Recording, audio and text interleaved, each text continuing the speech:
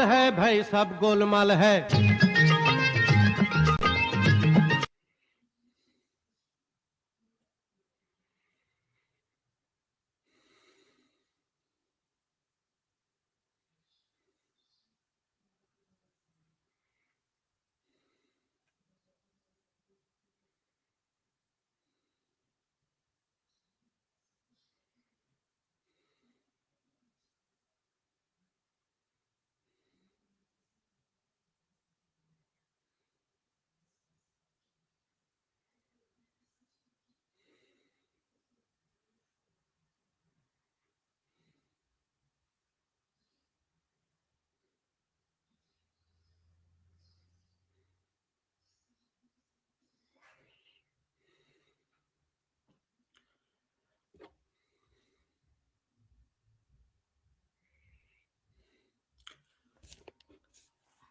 Hello and welcome to Diary of a Common Man.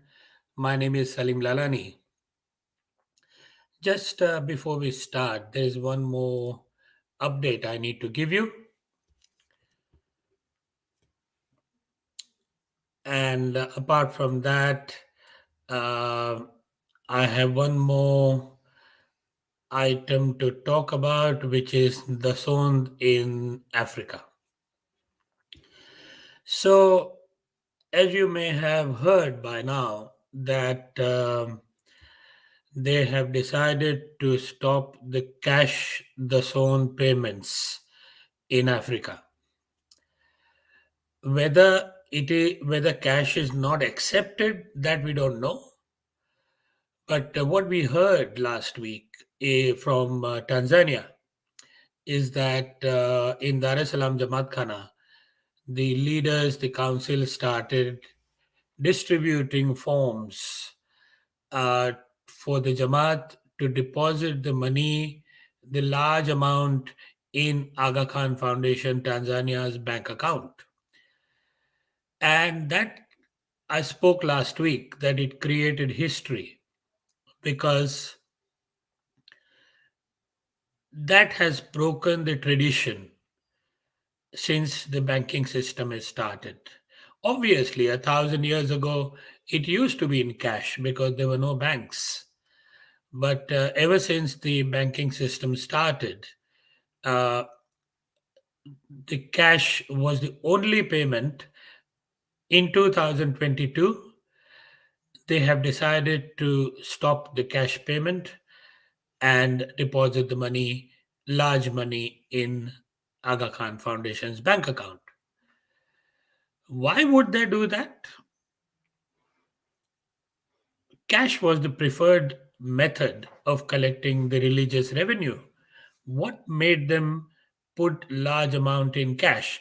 One reason I can think of is that I have been very outspoken in relation to the dangers of accepting cash in the Jamaat Khana.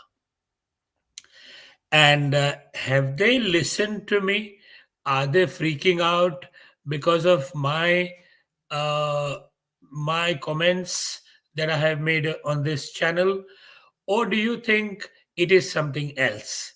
I would really, really like to hear your opinion in relation to this matter. But today I have one more country to add who has gone Aga Khan Foundation way in relation to the zone. No more cash, and that is Kenya. And they both happen to be in Africa. Now, is this some kind of a coincidence that two countries within Africa are basically reacting to what I have been saying?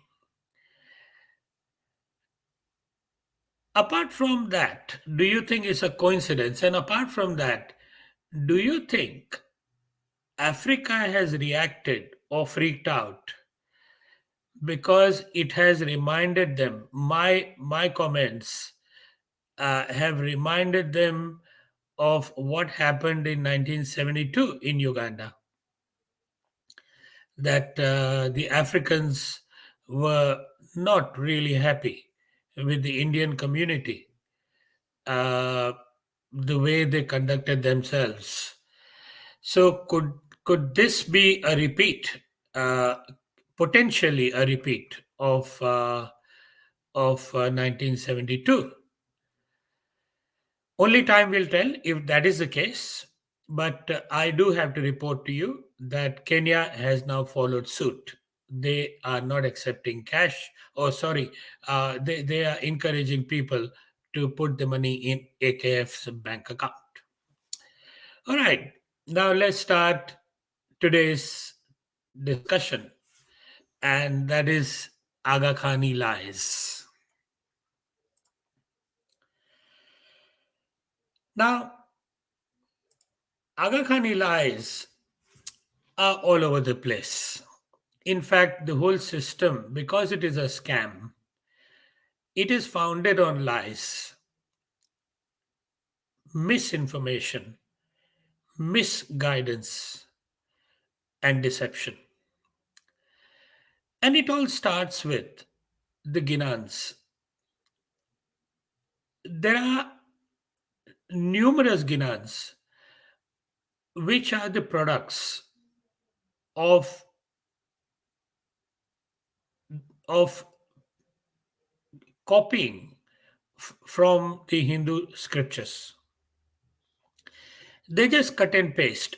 Apart from changing the perspective, apart from making the Hindu story conducive to their purpose. That's what peers did. And is an open secret nowadays that peers never they were never uh, they never invented the ginans. The ginans, the content was already there in the Hindu scriptures. I'm going to talk about one ginan today. In fact, I'm going to tell you a story about that ginan. That ginan is still available today. It is written by Pir Sadardin. And how much of deception is there in that ginan? Just have a look at it. So we'll go with the story. As I said, the Ginan is based on a very famous story of Raja Harishchandra and his queen Rani Taramati. This story has been passed down generations for last 10,000 years in India. And the Peers came to India about 1,000 years ago, and they basically hijacked that story and converted into a Ginan for their benefit, for making a fool of the Hindu scriptures and Hindu people. And they used it to convert the Hindus into Nizari Ismailis. So I'm going to tell you the story the way it is in Pir Sadardin's Ginan, the mangled Ginan, um, reconstructed Ginan, and then I'll tell you the real story, the way it is in the Hindu scriptures for last 10,000 years. Okay, and then you'll be able to see the difference between the two, and how the lies are still passed on by the Aga Khani system generation after generation. Okay, so here's the story. So once upon a time, there lived a king called Harishchandra, and his queen was Rani Taramati. And they were very happy living in their palace, in their kingdom. But there was a problem. The king was an atheist, and the queen was the murid follower of Imam of the time. In other words, equivalent of Aga Khan. Now, because the king was atheist, he would not allow anybody to practice religion in his palace, and at least not the queen herself. And if she was found to be practicing, believing in some kind of a god, or Aga Khan or Imam or Shia Imam or anything like that, she would be in serious trouble. But the fact of the matter was that the queen was a very ardent devotee of the Imam, the Ismaili tradition. So she practiced Ismailism in private. She did not make it a public information, and she hid that information from the king.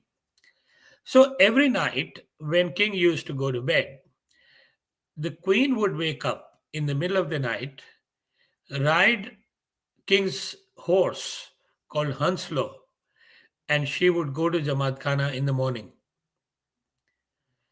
and return before king would wake up. And that tradition carried on for many, many years. But then one fine day, when the queen woke up and left the palace, king happened to notice that queen has left the palace in the middle of the night, and he started wondering as to why would the queen go anywhere at that hour of the night. Obviously the curiosity took better of him, and he started in the very next day when the queen woke up to leave the palace. He followed her. Queen was unaware that the king is following her, and king saw that she attended the morning Jamaat Khana. King made his way back to the palace, made himself comfortable back into the bed, and pretended to be asleep. And as normal, the queen arrived, thinking that the king was asleep. She was not aware that the king had actually followed her, and he had caught her red-handed. She was not aware of it. Now, when she came into the room, in the bedroom, she had this tray full of juro. Juro, any Ismaili followers would know what a juro is, but it is like the prasad, or it is a devotional food offering that is offered to you when you basically participate in Jamaat Khana activities. So she had the juro in the tray, and the tray was covered with a piece of cloth. Now, no sooner the queen made herself comfortable and put the tray on a table, she heard a voice, and that voice completely terrified her. It was the voice of the king, and he said, "That queen, I had a dream tonight, and I saw in the dream that you had gone uh, to your father's house." And the queen said, "O king, as you know, my father died many years ago, so I don't have any father to go to." So the king says he basically gets out of the bed and demands that the queen show him what is in that tray. Now that was basically the end of queen's life, the way she thought, because if the king sees what is in that tray, that's the end of her. And the king is basically standing over her and demanding to see the contents of that tray. And with shaking hands, thinking these are her last moments on earth, the queen lifts the cloth from the tray. And she prays to her Mola, to Aga Khan, to the Imam, that, "Oh my Lord, please save me. I am your devotee. I've done nothing wrong. I just went to Jamaat Khana to pray to you, and my life now is in danger." So she prayed before she opened, and she lifted the cloth from the tray. And presto, when she lifted the cloth, the contents of the tray has changed, and the king could not believe his eyes. King could not believe his eyes. He had seen the queen with his own eyes going to Jamaat Khana. How come the contents have changed? It brought a big change in his life.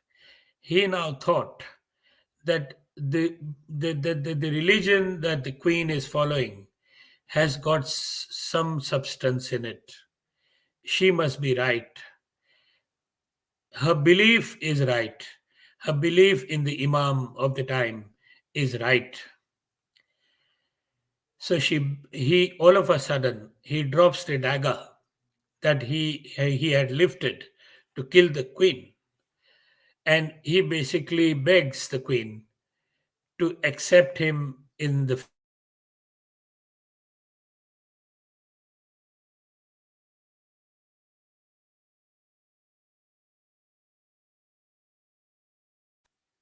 Sorry, there was a disturbance there. And the queen says, "O king, the religion that you seek, my religion, Ismaili religion, is not easy. It is like walking barefoot on the edge of a sword. O king, it's not easy." And the king says, "Even if it is not easy, even if it is difficult, I would like to I would like to become a member of your belief system." So the queen says, "Are you sure? Are you prepared to give the sacrifices that this faith, this path demands?" And the king says, "Yes, I'm prepared to give everything, anything that you ask for." And she says, "This path will ask you for your wealth, it will ask you for your horse, it will ask you for your family, it will ask you for a piece of flesh from your body. Are you prepared to give all that?" And the king says, "Yes."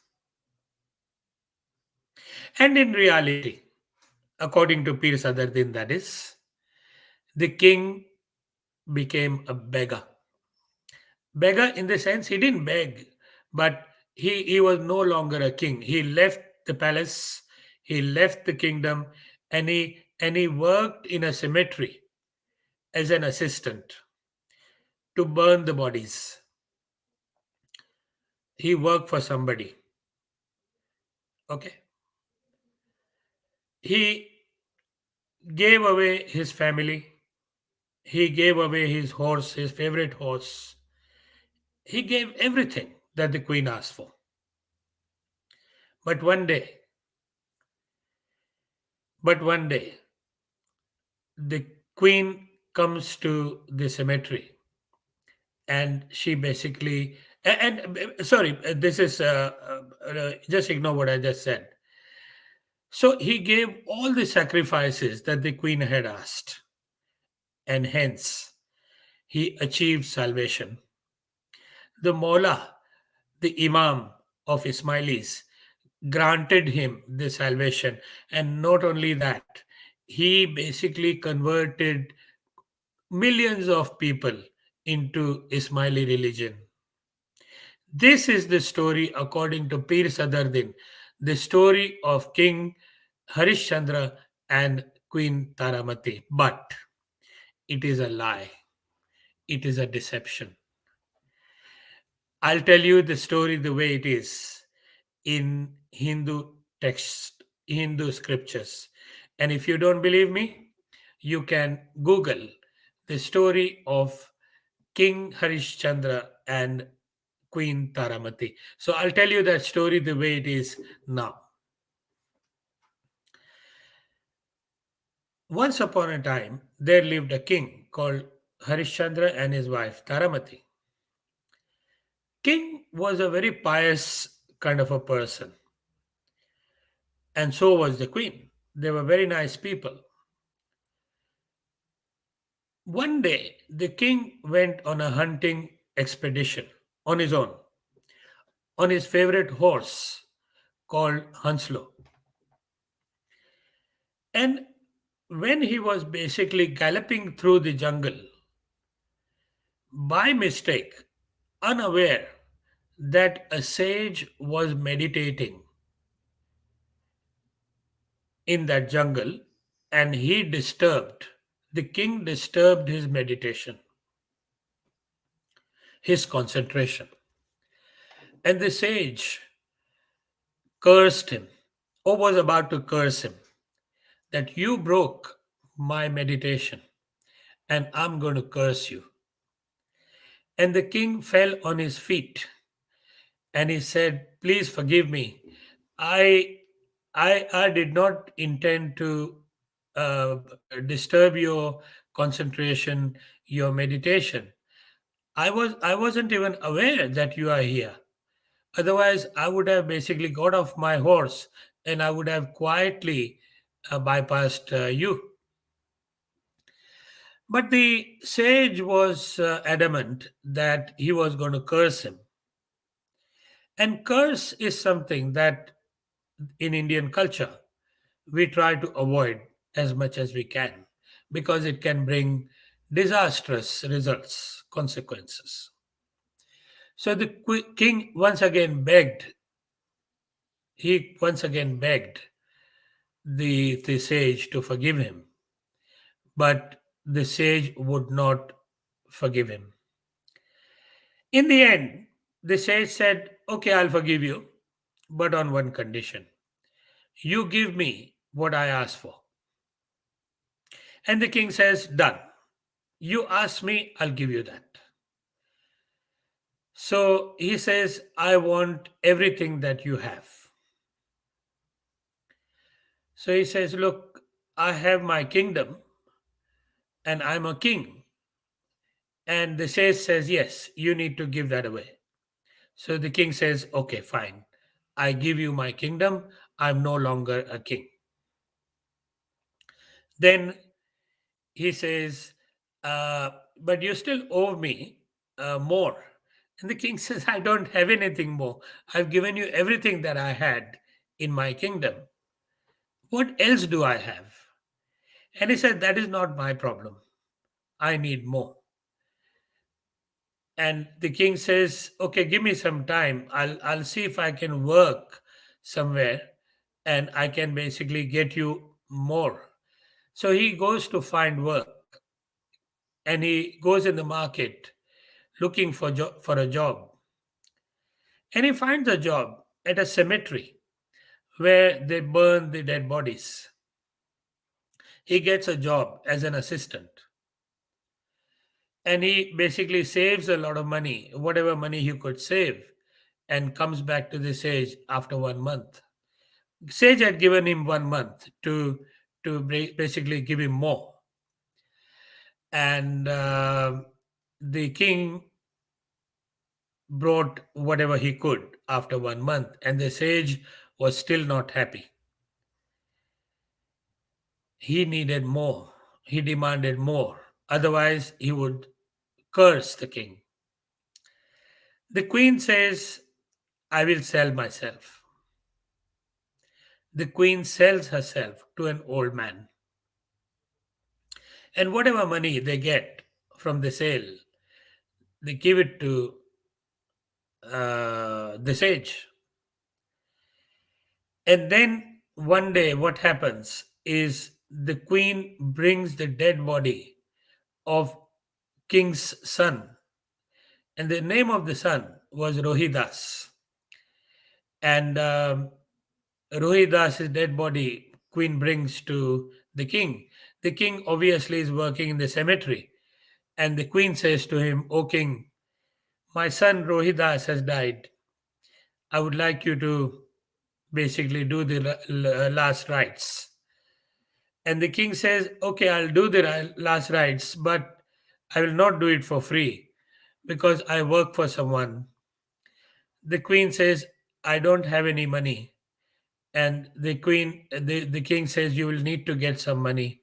So she goes back and somehow gets some money and pays the king. And the king basically does the last rites of his own son. All this, the story that I've told you so far, was all set up by the gods who were watching King Harishchandra and his conduct in difficult times. He had sacrificed everything, everything, and he did not complain that I have become a pauper from a king. He never complained. He never complained that my son died. He never complained that I'm working as a normal common person. He never complained that my wife was sold away. And the gods were so happy with him that they blessed him, and King Harishchandra achieved salvation. That is the story that is in the Hindu scriptures, passed down 10,000 years. And Pir Sadardin and company, they steal the story and they basically modify it to suit their agenda, and they present it to the Hindus of that time. And not only that, this story, this deception is still on today in 2022 with the blessings of our ethical Imam called Aga Khan. He has approved this Ginan as a wonderful tradition, and he talks about ethics. He talks about pluralism. He talks about meritocracy. He talks about honesty. So that is the lies in the Ginan, and this is only one example I've given you. We'll move on to Aga Khan III.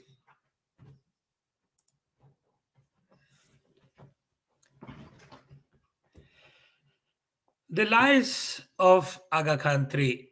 Aga Khan III was a politician, and he was a spy, an agent, and a part of his profession demanded lies and deception and manipulating people on a daily basis. That was Sultan Muhammad Shah.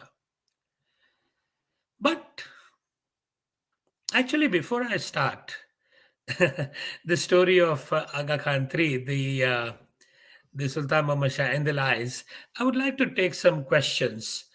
I need a break. So, any questions? Um, Zahid, Sarah Khan, she says, what about cash money collected and jewelry in Rouhani majlises? Okay, cash money we have discussed on a various occasion. Cash money is more or less laundered. A little bit of money is put in the bank to run the Jamaat Khana, but apart from that, it is laundered into Aga Khan's bank account in Switzerland, Swiss bank. The jewelry is basically converted into cash, and it is again laundered into Aga Khan's Swiss bank account in Geneva.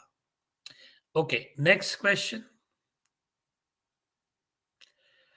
At one time, Ismaili and Ishnashri were united as one body.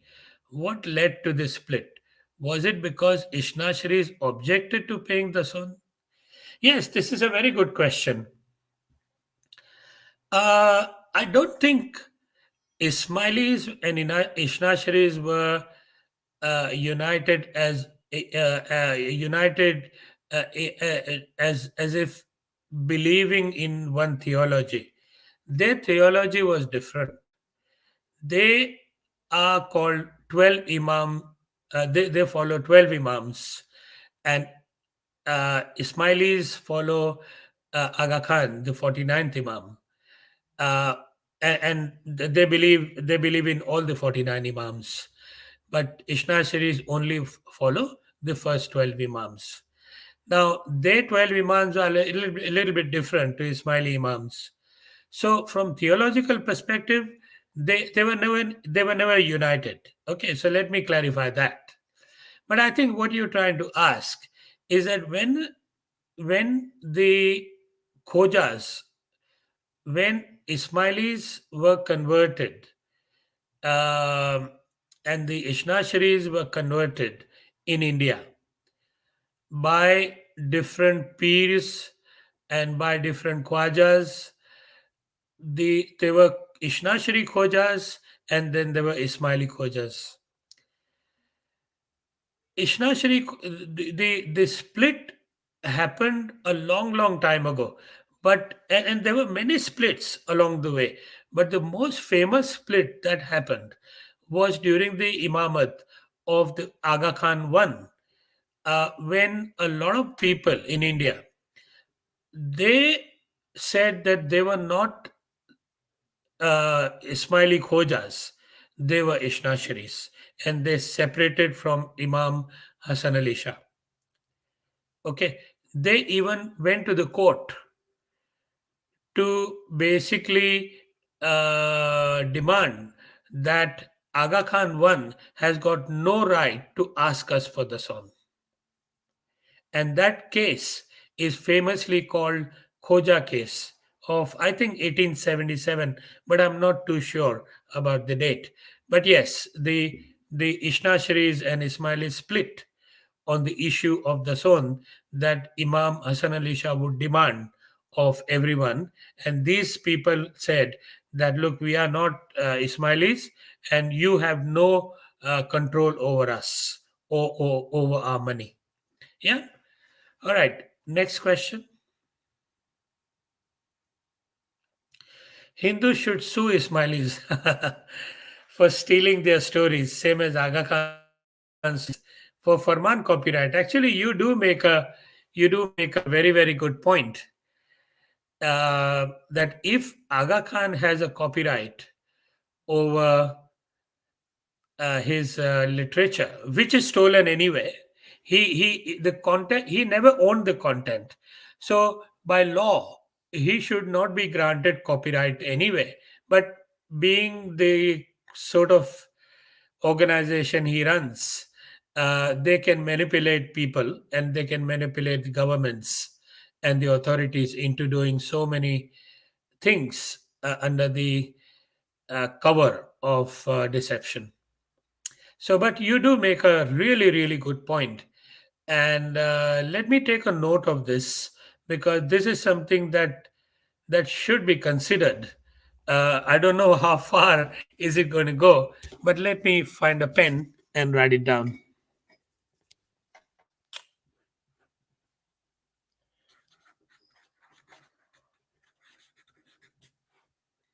Thank you, Sarah. All right. Any other question before I go to Sultan Mama Shah? Okay. As in your stream, Akbar mentioned, he is happy to disclose his identity. Do you got to know who he is?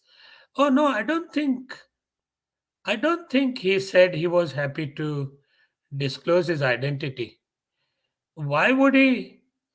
Why would he basically remain anonymous when he came? So I don't think this information is correct. Any other question? 1000 साल पहले हरिश्चंद्र को हिंदू भी नहीं जानता था। जब सदरुद्दीन ने यह स्टोरी बताई तब सबको पता चला एंड सब अपना हिसाब से स्टोरी बदलने लगा. Yeah, that's basically what I just said. Yep. Zahid, only questions. No. Yeah, where is the reference to the story? Just Google for me, um, King Harishchandra and Taramati, and you'll find the reference all over the place on internet. Yeah, the way it is in Hindu scriptures. Okay. Any other questions? Okay. In the first place, what sacrifices did the queen do to get into the religion that she asked for sacrifices from the king? Where was the imam of the time in the story? Exactly. So it's all made up. I mean, Sarah, what is going on here is absolute nonsense. Okay, first of all, according to Hindu scriptures, you know when this story happened? In Treta Yuga. Treta Yuga. Okay, you know the Yuga system in Hindu mythology. According to Hindu mythology, there are four epochs. Okay, first is Satyug, then there is Dwapur Yuga, and then there is Treta Yuga, and then there is Kali Yuga. So we are living in Kali Yuga right now. So hundreds of millions of years ago, we had Treta Yuga, and this story of Harishchandra and Taramati belongs to that Yuga. So how does it make sense? Okay, is forget about Ismailism. Even Islam wasn't there at that time. Even Hinduism wasn't there at that time. Okay, Hinduism, we can only trace it back to about 10,000 years at the max. Okay, so questions like this, I mean, we will be chasing our own tail if we started to ask questions, because the story that Pir Sadruddin is narrating is absolute nonsense and nothing else. Okay, any other question?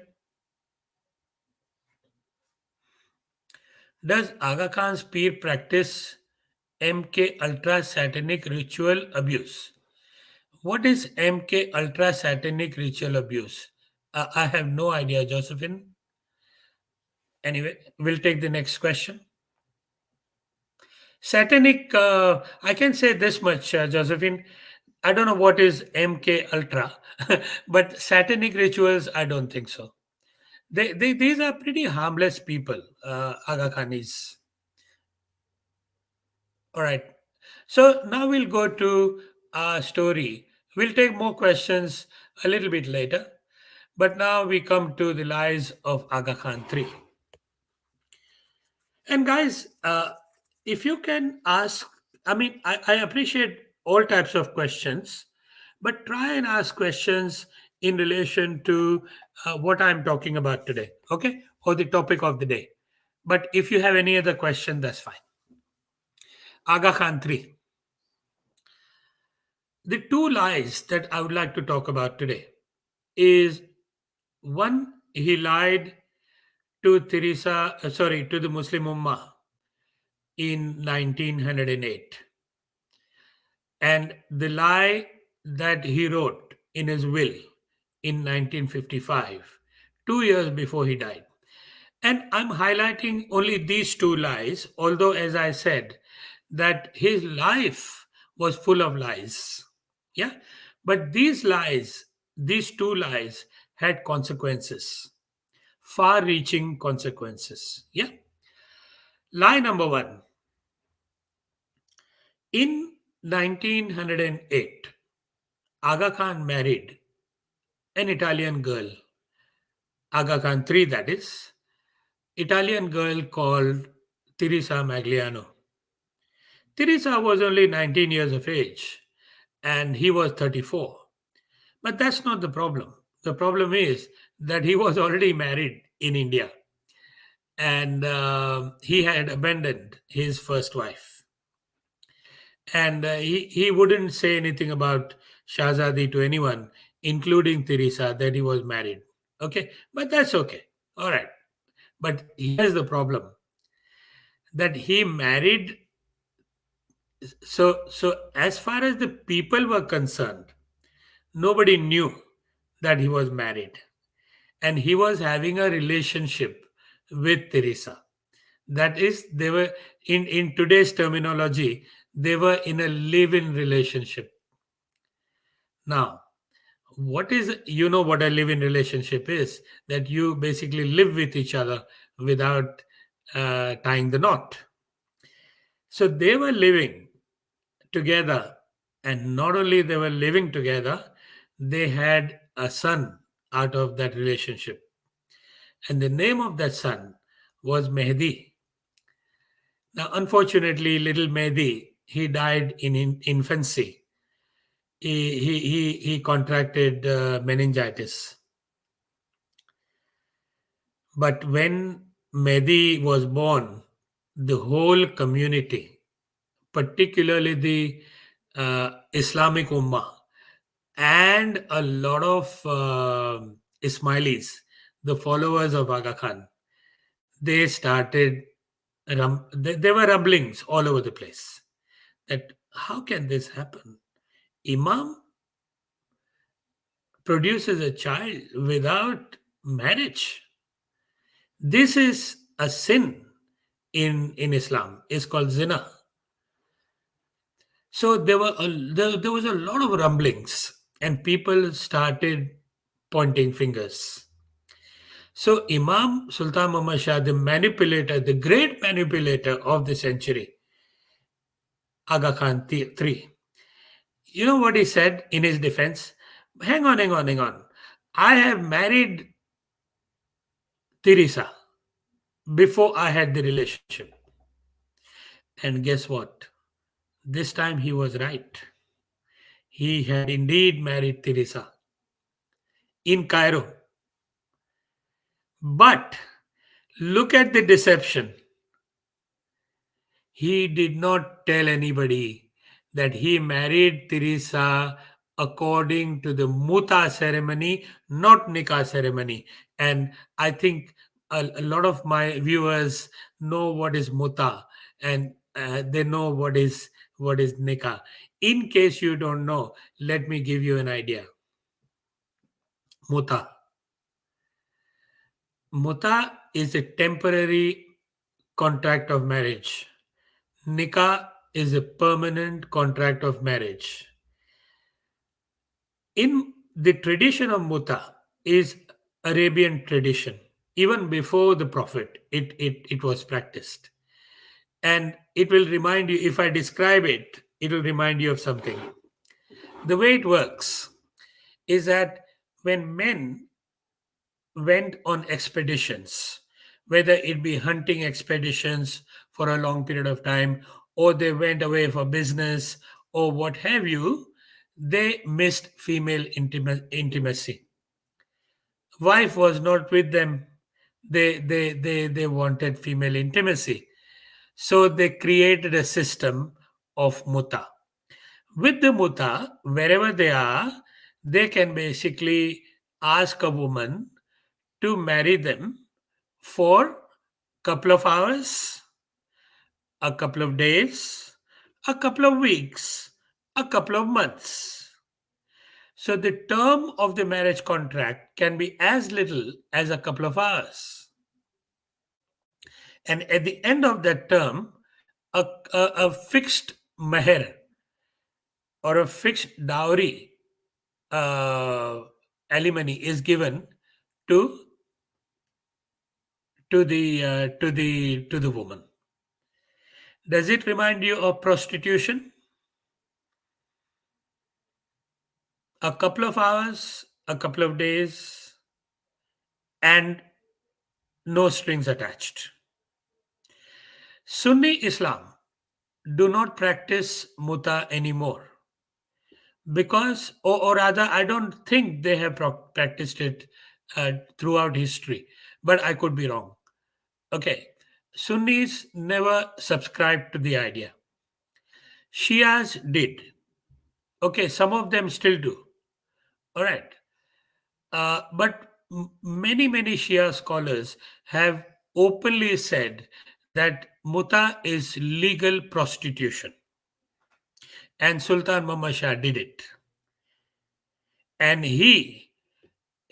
and who basically gave him away, that he actually did muta, not nikah.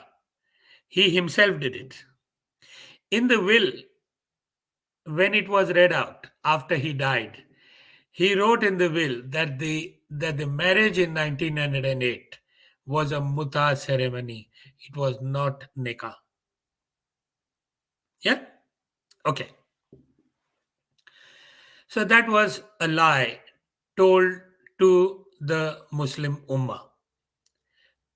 He had committed adultery, zina, which became a family tradition.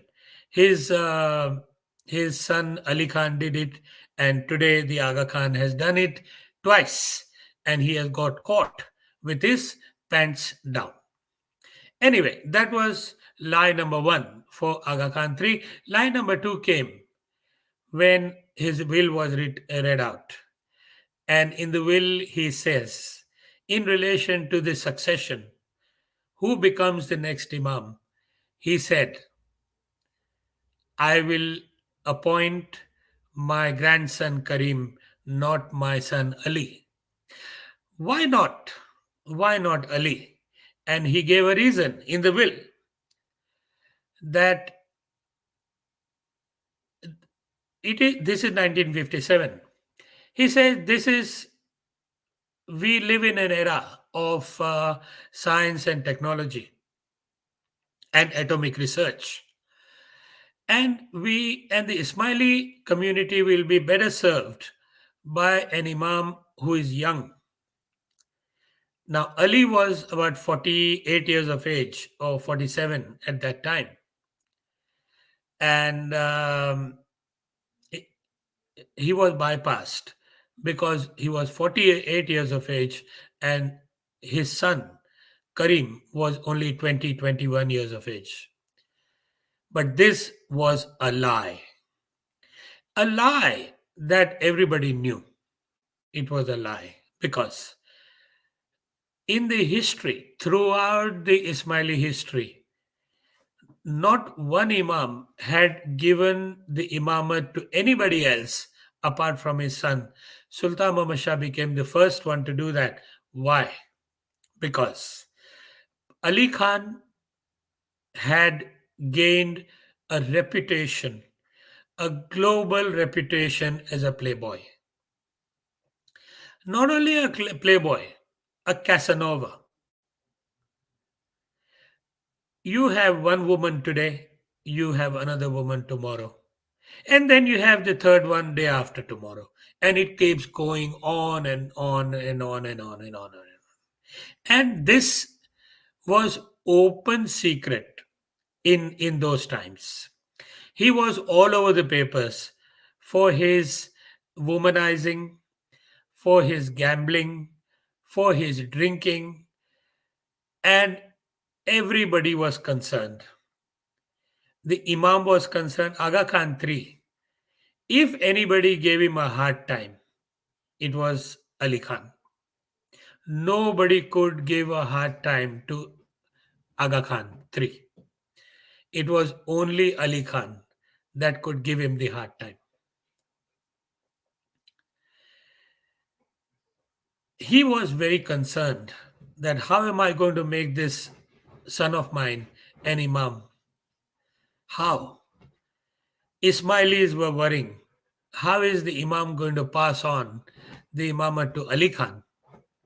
And the Muslim Ummah, they were looking at Ali Khan in that kind of a light. It was an embarrassment. So to hide the embarrassment, Aga Khan III lied in his will that Ali Khan will be bypassed because of science and technology. We'll leave the lies of Aga Khan III here, and we'll take some more questions. And we'll then come to the lies of Aga Khan IV. Any questions that we haven't read, Zahid? The biography of the Holy Prophet Ginan and Hadith, one will find countless myths, stories that are fabricated. So why should Ismailis be any exception? I wonder. Yes, you make a good point. Look, I'm not an expert in. I have read Islam. I have read other religions as well, but I am not an expert.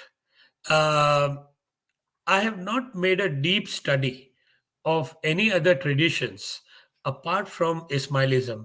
So I am not qualified to make a comment on the Prophet or the Hadiths or anything. I am qualified to to comment on my own system, which I have studied deeply and rigorously. Yeah. Any other question? Aga Khan III was the founder and first president of Muslim League. No, he was not the he was not the founder or the he was the president of the Muslim League, true, but he was not the founder. The founder was Sir Syed Ahmad Shah. Can we say he was the cause of the genocide of 1947? Not really. Not really. I don't think Aga Khan III can be blamed for the genocide of 1947. It was the British. And Aga Khan was just an agent. He was just a spy. Okay. It was the conspiracy, it was the design of the British government. Yeah. Any other questions? Say something about present, what is happening in Jamaat Khana. Oh, look, I haven't gone to Jamaat Khana for last 8 years. So it'll be better if you tell me. You would know more. But what is, from my perspective, I think the Jamaat Khana and particularly the leadership in the Jamaat Khana are very scared, and the cracks in the system are showing, particularly in Africa. We have seen the zone being stopped, and this is historical. And it so happens that it happened after I made those comments on my channel. All right. Any other comments? Oh, sorry. Any other questions?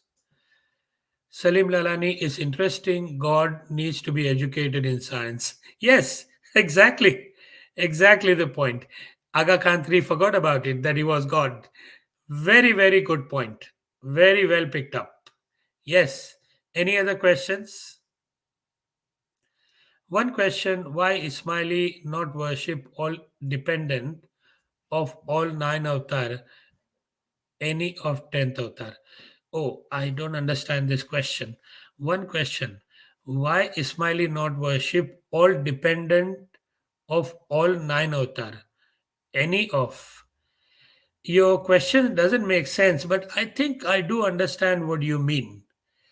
The question, I think, is that why don't Ismailis follow all the 10 avatars? Why do they only follow the 10th avatar? Because the other 9 avatars have got nothing to do with them. Their purpose is served by presenting the 10th avatar as Aga Khan. What are the 9 avatars going to do for them? 9 avatars have come and gone.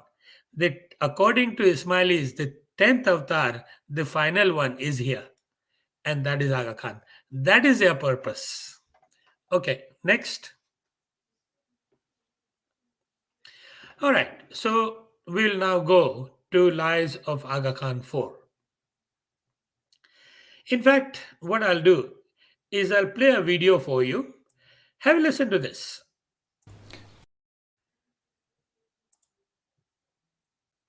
Your Highness, if a complete stranger who had no idea who you were or what you were came up to you and said, "What do you do for a living?" what would be your reply? I would say that my role is I'm the Imam, the hereditary Imam of a Shia Muslim community, an international Shia Muslim community. Question? What is the question? Question is, Your Highness, what do you do for a living? Now, when someone asks you, what do you do for a living? You say, oh, I'm an engineer, or I work as a garbage collector, or I am a president of a bank.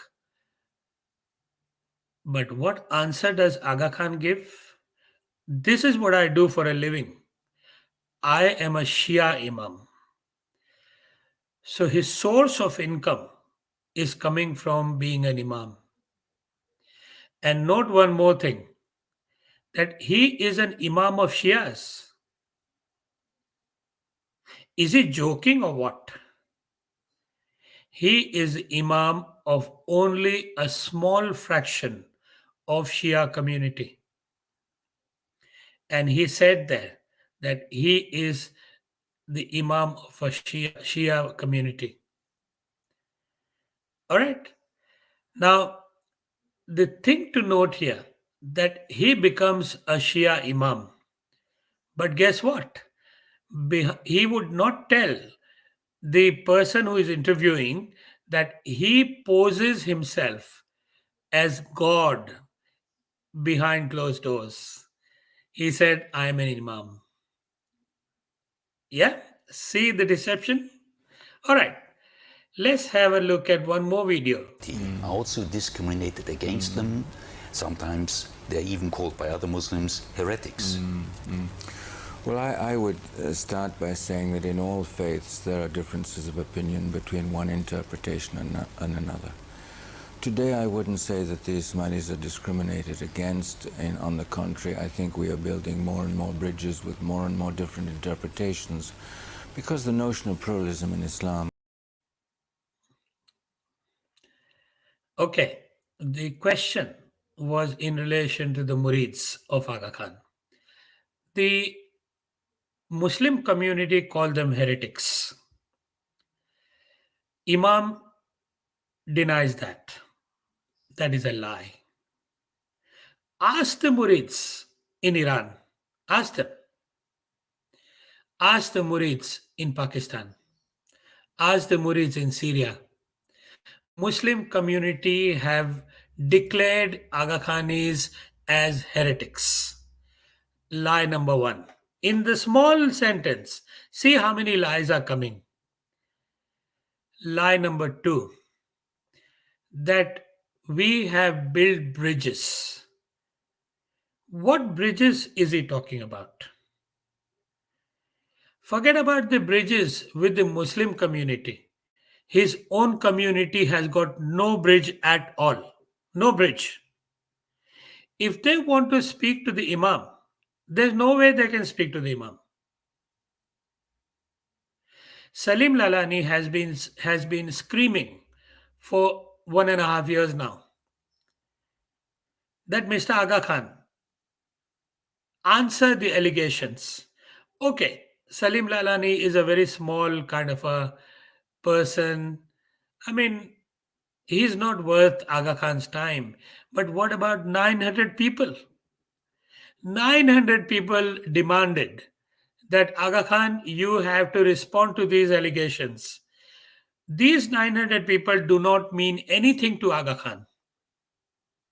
And here he says that we have built bridges. A liar. I have sent emails to Aga Khan Development Network asking for his contribution in the development activity. I have been ignored. I know journalists who have asked similar questions. They have been ignored. And this man is talking about building bridges. His murids are dying in Syria. As we speak, in Afghanistan, they are dying. In Syria, they are dying. In Iran, they are being persecuted. I know one person myself in Australia. that told me that we are prosecuted in Iran. And here is the Imam denying the predicament, they're denying the hardship of the muris that are going through. All right. But now I have got something special for you. But before I go to that, I'll ask Zahid for any more questions. No questions? Good. All right. All right. Why do Ismailis address Aga Khan as Khudavind? Okay. Khudavind, by the way, is there are two ways of answering this question. If you want to give Aga Khanis a benefit of the doubt, Khudavind is a salutation in Iran, in Persian. Yeah. But the Aga Khani system, I firmly believe, has abused this terminology to give an impression to the people, to the Ismailis, that Aga Khan is Khuda. And the use of this word is not the only thing which gives an indication that Aga Khan is Khuda. There are ginans that say Aga Khan is Khuda. There are rituals that point in that direction. So Khudawin, although is a very benign, very harmless kind of a word, but I think Aga Khani system has abused it for their own purpose. Any other question? All right. I can't come on mic, otherwise I'll explain all about Ismailism. Well, if you can't, if you can't come on the mic, it's your problem. What do I do? All right. All right. Now we'll go to something really, really good. And I have misplaced it. Please give me just a second. Where is it gone? Sorry for being so disorganized, but I will not keep you long. I'm going to read something to you. This is a farman of Aga Khan, and it was the date. I will not give it to you now. I'll give it to you after the farman. My dear President and members, now remember, I am only reading out the selected paragraphs of this farman. The original farman, when you Google it, is much longer than what I'm going to read. My dear presidents and members, I have always advised my Jamaat to remain true to our tradition of respecting the law of the land in which they live. Aga Khan is talking about respecting the law of the land in which they live. My question to Aga Khan is this: have you respected the law of the land that you live in? Does Switzerland or does UK or does Canada allow money laundering? Aga Khan, you have instigated money laundering within your system. Your murids have been caught delivering money into your bank account, not their bank account, your bank account.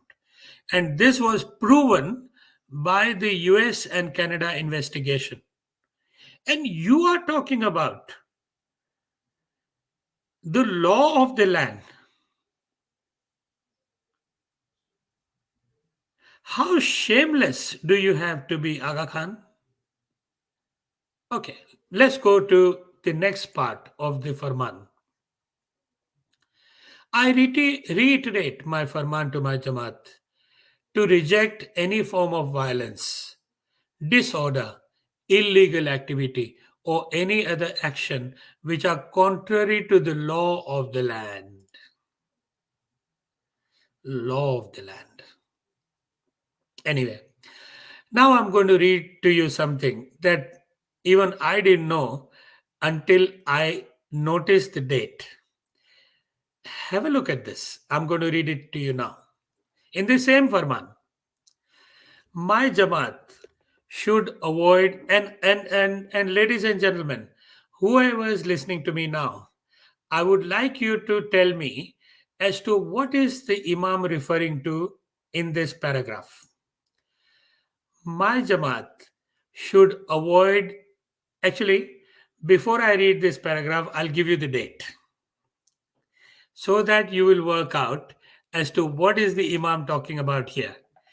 The date of this Farman is 17 January 2022. 17 January 2022, the Imam says, my Jamaat should avoid relying on rumors and speculation, and they should not spread information through any channels, including the social media, which may be interpreted erroneously as that can create confusion and result in damaging consequences. My Jamaat should comfortably rely on the information provided by the Jamaat institutions. I send to all my beloved spiritual children of Tajikistan my best loving blessings for Mushkil Asan, for safety and security. Yours affectionately, Aga Khan. Ladies and gentlemen, please put your comments. What is the Imam referring to here? Don't listen to social media. Date is 17 January 2022. Okay, anyone? What is he referring to?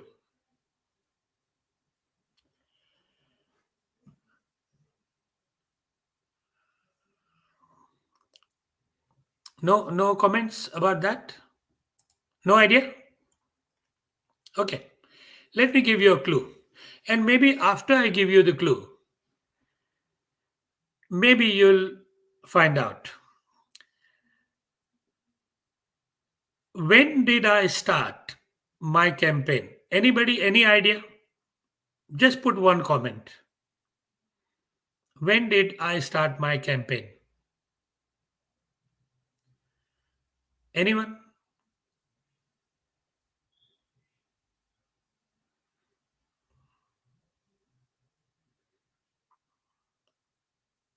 No? Okay. I started my campaign. Yes, Zahra Berserk says a year ago. Thank you, Zahra. In these times of Salim Lalani, okay. In these times of Salim Lalani, ignore Salim. Okay. So Josephine says 1.5 years ago, sir. Yes, Josephine, you are right. 1.5 years ago. What was the date? It was 21st of January 2021. And remember, what is the date of this Farman? I just said, what is the date of this Farman? Somebody write it for me. I started in January 21. What is the date of this Farman? 17 January 2022, exactly 1 year after. What does Imam say? Do not listen to social media. Now, any idea what is he talking about?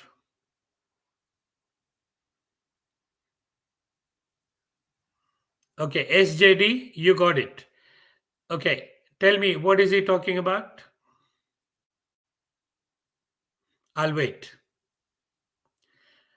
will actually until the time that people have the time to read it, to write. Sorry, I'll basically carry on with my presentation, and then we'll come back to those comments. All right. The question is, what is the Imam talking about after 1 year of Salim Lalani starting the campaign, and why is he talking about this now?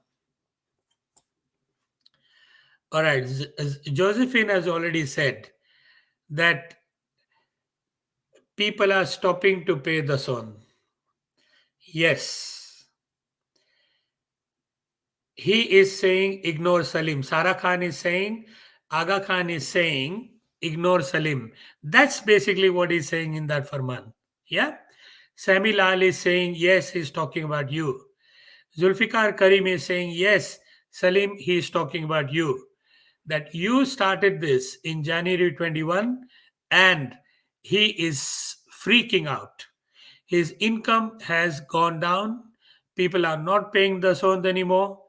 And he is absolutely berserk. He's freaking out. So yes, that's basically what has happened. And I would like you to thank you, my supporters around the world, who has encouraged me to carry on this work. So thank you so much, everybody. But I can tell you one thing. Yes, Aga Khan is freaking out, and he has good reason to freak out, because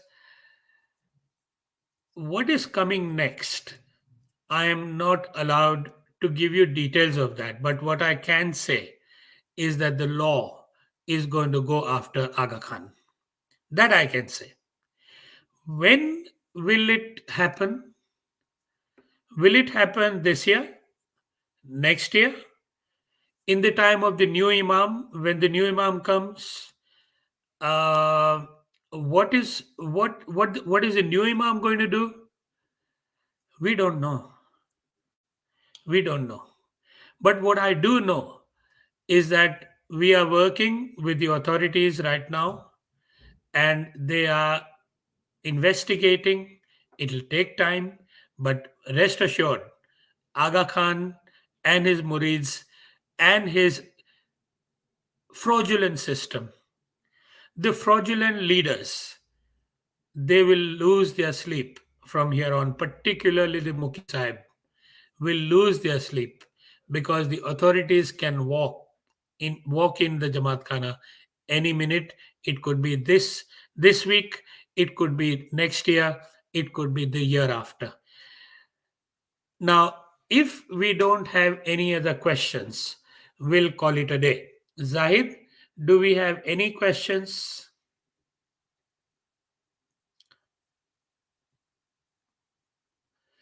Okay, Sara Khan is saying, in 2008, Imam made a farman that a uniform namaz would be made available in a year.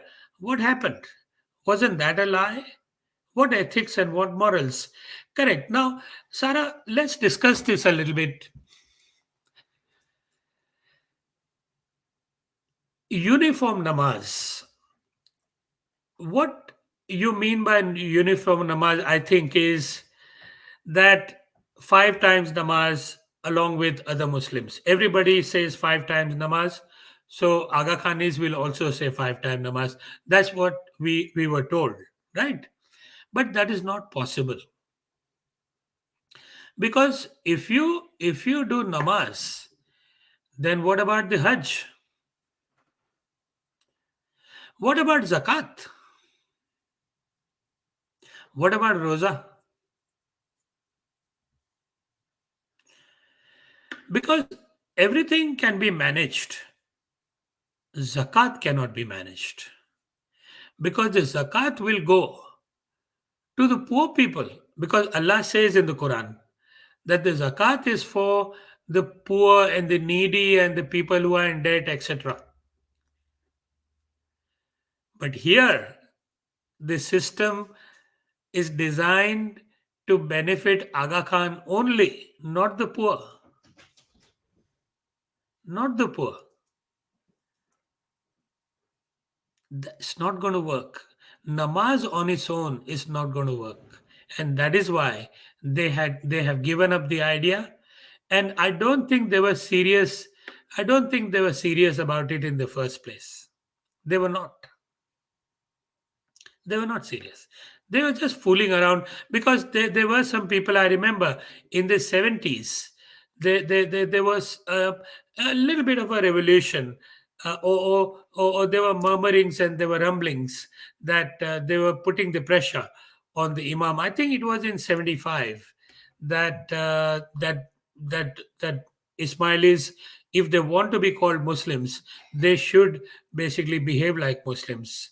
So to shut them up, maybe a promise was made and then that promise was forgotten. Yeah. Any other questions? I know there are many comments. I can see them, but any questions, Zahid? No? All right. In many comments, I can see that people agree with me that Aga Khan in that Farman is referring to my campaign.